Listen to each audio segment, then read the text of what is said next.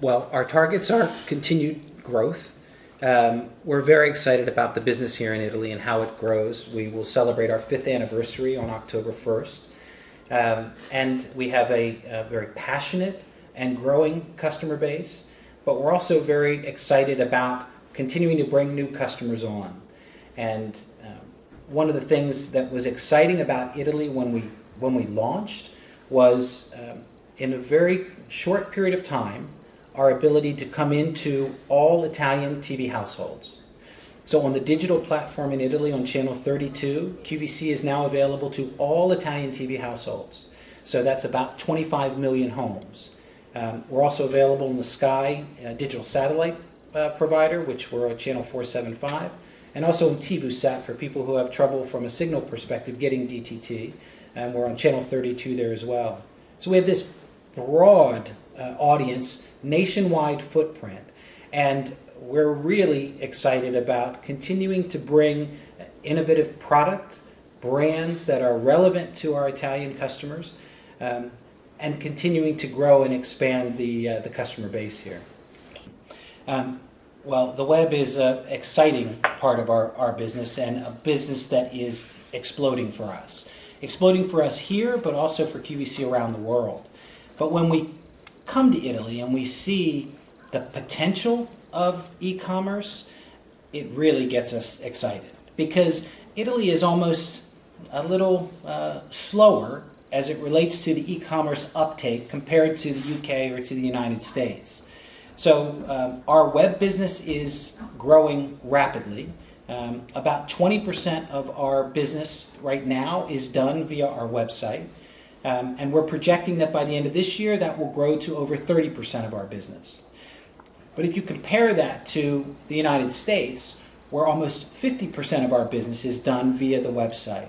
So it's integrated with the television. I wouldn't say that it's uniquely different. What we want is to be available to our customers in whatever medium she'd like to buy. So if that's more convenient on television, that's great. If it's more convenient for her to use her smartphone, then we're available there, or on her tablet or computer. And our website optimizes based on what device you're using. So it's a good experience, a nice experience. But I think what's exciting again about the website for us is if you compare it to other websites in Italy, because we have television and some very rich content that we've got from our television broadcast, we then incorporate that same content into our website. So instead of going to our website and seeing a dress that is available from an Italian supplier, you actually can click on and watch the video presentation of the last time it was on the air. So you can see the dress on a model going down the runway. You can see the designer or the namesake of the brand on air, who is actually speaking to the inspiration of the dress or the design. So very different than just going to a website, traditional website, where you've got a static picture that you're looking at in order to make the purchase. The only other thing I would say about the web in Italy that we think is really exciting is how customers are integrating their experiences online with television. So many Italians are now watching television, but they're watching television with a smartphone or with a tablet on their lap. So there's a second screen, and that's not just for shopping, that's as they're watching sporting events or as they're watching traditional television. The beauty of that for us is we can give a lot more information on the website, and it can be catered to what you specifically are looking for. So obviously when you tune into television, if we're selling something that is relevant to you, we're selling an electronic item, or we're selling kitchen, or we're selling textiles, bedding, and sheets. If you're not interested, you may flip out.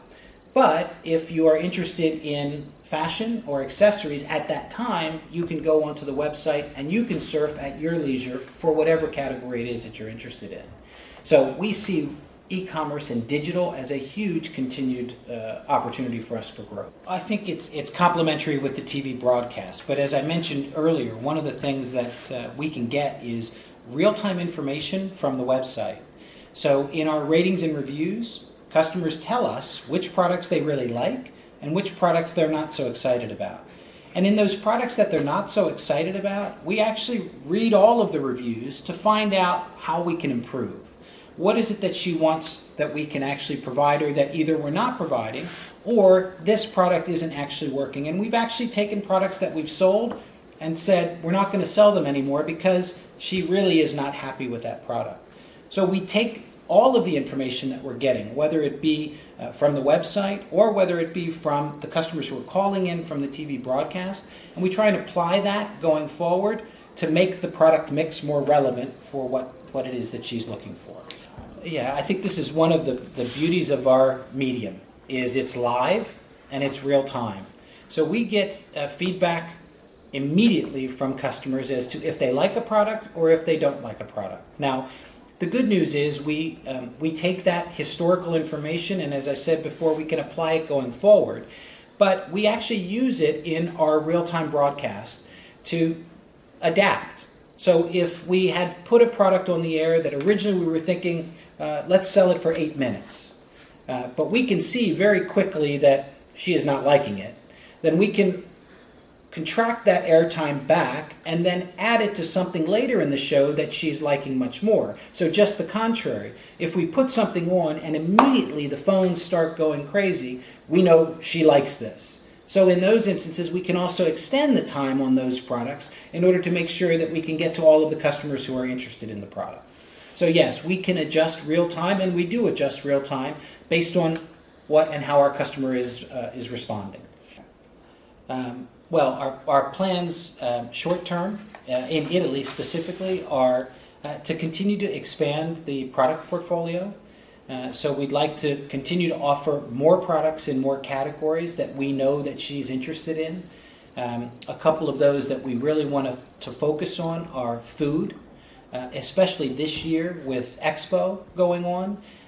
We've had some really nice success with limited amounts of food that we've sold up to this point. But we really want to try and expand this category. We don't play much in electronics and consumer electronics, and we'd like to expand that category.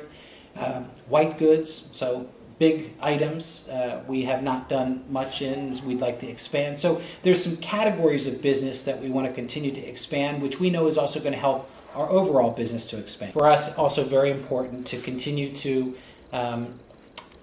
invite new customers in. So obviously our business continues to grow as we continue to attract new customers. So it's really important that customers who have not yet bought from us feel that it's relevant, it's trustworthy, and that they have the confidence to pick up the phone and make the purchase.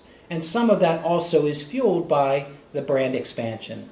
So as I talked about before, when you've got a brand like Sony or Philips, or Frette, and these brands have all been sold on QVC in Italy, those brands resonate with consumers, and maybe consumers who've never bought from us before. But then they see that brand and think, well, A, I recognize the brand, B, I trust in the quality of that brand, and QVC is telling me I can buy with confidence. I will buy.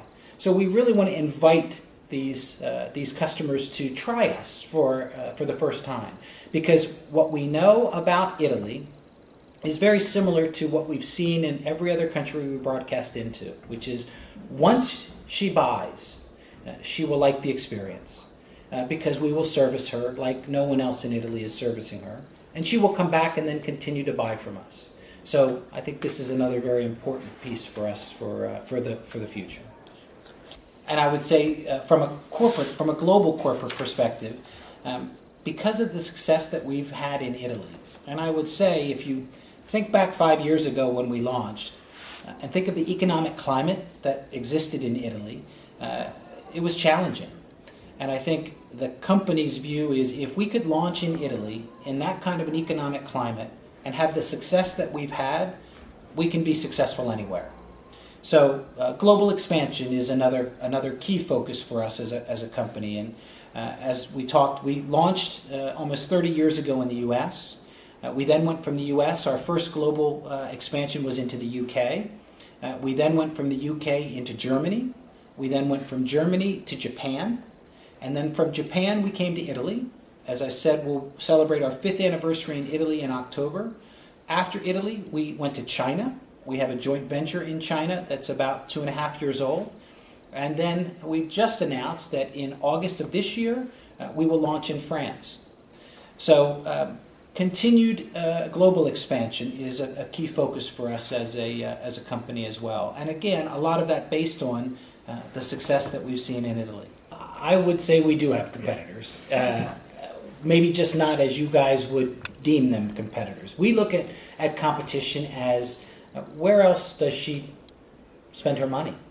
So traditional retail, I would say, is competition. So I mentioned earlier La Rinascente or Coin as two bigger retailers in Italy that she goes to. But grocery, Esselunga or Carrefour or Auchan, where does she go? Because now they're expanding grocery into hard goods.